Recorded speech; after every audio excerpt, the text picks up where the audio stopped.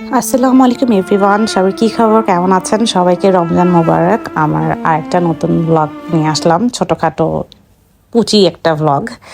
আমার সকালে ঘুম থেকে উঠে ফার্স্ট কাজ হচ্ছে ফিশকে খাবার দেওয়া। দেখা যায় কি, আমি যদি সকালে ঘুম থেকে উঠেই ফিশকে খাবার না দিই, আমার না এই খাবার দেওয়ার কথা আর মনে থাকে না। তখন দুপুর হয়ে যায়, তখন মনে পড়ে আল্লাহ আমি তো ফিশকে খাবার দিইনি, এটা কী করলাম।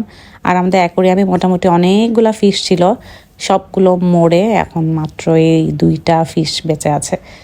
মানে এরা দুজন সার্ভাইভার, মানে সেই লেভেলের। কারণ এদের দুজনের অবস্থাও না অনেক খারাপ হয়ে গিয়েছিল, বাট সামহাও কীভাবে যে বেঁচে গেছে, যাক আলহামদুলিল্লাহ। দেন হচ্ছে তারপরে যেটা মেন সবার বাসায় প্রথম কাজ থাকে অবশ্যই যে বিছানা টিছানা গুছানো। আর এটা একটা কী যে একটা হ্যাসেল লাগে আমার কাছে, কারণ আমার বিছানা জুড়ে না অনেক বালিশ, অনেক কম্বল, কাঁথা, কি নাই কি না নিয়ে আমি ঘুমাই। আমার জামাই বলে যে পুরা দুনিয়া নিয়ে আমি হচ্ছে বিছানার মধ্যে বলে নিয়ে রাখি। যাই হোক, যার যার অভ্যাস তার তার কাছে, তাই না?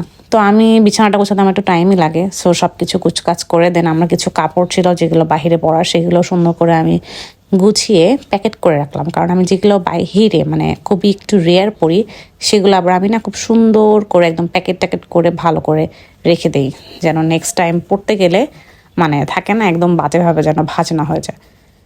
আর এই যেটা আমার পুরা রুম একদম নিট অ্যান্ড ক্লিন, দেখতেও ভালো লাগে যে হ্যাঁ সব কিছু গোছানো হয়ে গেছে। দেন আমি একটু রেস্ট নিচ্ছিলাম, এরই মাঝে আমার মেয়ে আমার যে কানের কাছে এসে কুচো কুচো করছে। ঠিক যেমন আমি এই মুহূর্তে ভয়েস ওভার দিচ্ছি, একটা মশা আমার কানের কাছে এসে বারবার গান গাইছে, কি বলবো আর।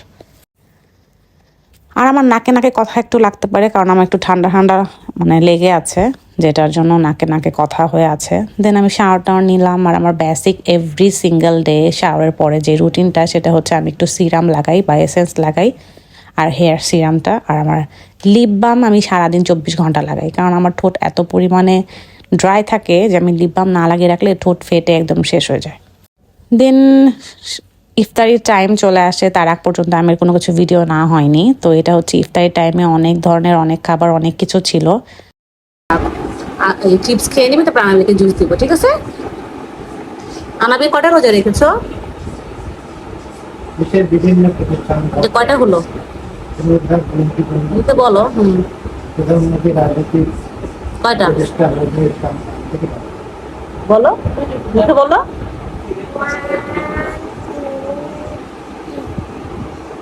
জি। আর আনাবি একটু ইফতারের টাইমে না একটু ধ্যান হয়ে থাকে, কারণ কি ওকে তার একটু আগ মুহূর্তে দেখা যাবে ঘুম থেকে উঠিয়ে নিয়ে আসি আমি ইফতারের জন্য। সো দেখা যায় ও 5-10 মিনিট না একদম স্টাক হয়ে থাকে, একটু মনে হয় যে দেরিতে কাজ করে ওর ব্রেন।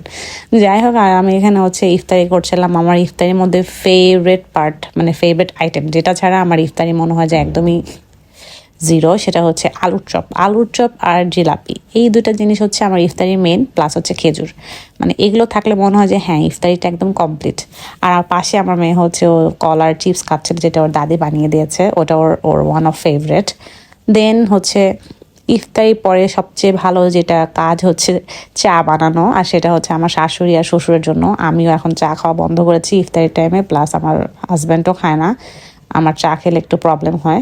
সো চাটা আমি একদম স্কিপ করে দিয়েছি। বাট আমার শ্বশুরের জন্য চা বানাতে আমার অনেক ভালো লাগে, কারণ তারা চা আমার হাতের পছন্দ করে, সো বানাতেও আমার ভালো লাগে। দেন আমি একটু চুল টুল আঁচড়াচ্ছিলাম, বিকজ আমি হচ্ছে এখন একটু রেস্ট নিব। কারণ আমার মনে হয় সবারই ইফতারি খাওয়ার পরে মনে হয় যে ইফতারি খাওয়ার আগ পর্যন্ত শরীর যতটা কাজ করে, ইফতারি খাওয়ার পরে না একদম ঠুসঠাস ঘুমিয়ে যায়, এমন অবস্থা। অনেকক্ষণ রেস্ট নিলাম। দেন হচ্ছে গিয়ে দেখলাম রুমে যে আমার মেয়ে হচ্ছে মিস্টার বিন দেখছে। দেন নামাজ পড়তে বসলাম। নামাজ পড়ে এশার নামাজে পড়ে সূরা মুলক পড়লাম, কারণ এশার নামাজে পড়ে সূরা মুলক সূরাটা পড়া হচ্ছে অনেক ভালো। মানে এক এক নামাজের পরে এক একটা সূরা পড়া অনেক ভালো, তো আমি চেষ্টা করি বাকিটা। দেন নামাজ কালাম পড়ে তারপরে হচ্ছে টায়ার্ড হয়ে গিয়েছিলাম। আর আমার লেফট ওভার ইফতারি ছিল, যেটা আমি পুরোটা কমপ্লিট করিনি। তো একটা বেগুনি ছিল, ওর মধ্যে হচ্ছে আমি একটু মুড়ি মাখিয়ে নিয়েছি। সো সেটা নিয়ে হচ্ছে বসে আমি খাচ্ছিলাম।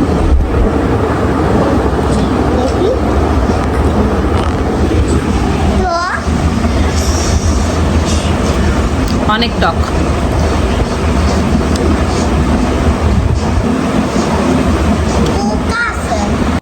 আর এই টকটকে স্ট্রবেরিগুলো না আমার এত ভালো লাগে, বাসার কারোই পছন্দ না এই স্ট্রবেরিটা, কিন্তু আমার কেন জানি খুব মজা লাগে। আমার মনে হচ্ছে আমি এভরিডে মানে স্ট্রবেরি আমি এভরিডে একটা করে খেয়েছি ঘুমানোর আগে, এই হলো অবস্থা। আর এখানে আমার মেয়ের তো লাইট খুব পছন্দ, সে রাতের বেলা এরকম লাইটিং টাইটিং চালু করে, যেহেতু রোজা চলে এসেছে সো ওর কাছে হচ্ছে ঈদ চলে এসেছে, এখন ঈদের টাইম, রোজার টাইম, খুবই সে খুশি। আমাকে এসে বলছে একটু ঈদের গান দাও, সো সে গান গাইছে ঈদ মোবারক, প্লাস হচ্ছে ডান্স করছে, আর আমাকেও বলছে তুমিও গান গাও। তো ওর রোজা আর ঈদ এগুলো নিয়েও অনেক এক্সাইটেড।